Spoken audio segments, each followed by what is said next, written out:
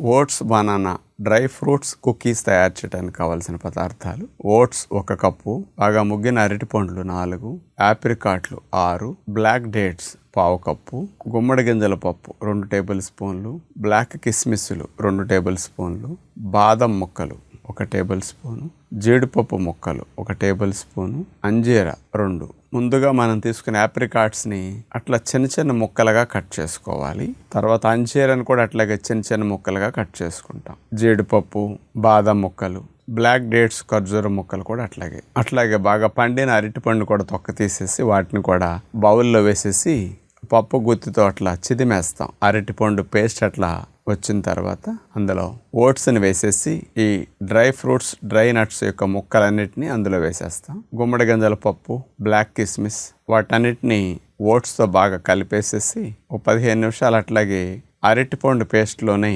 వీటన్నిటిని కొద్దిగా నాననివ్వాలి.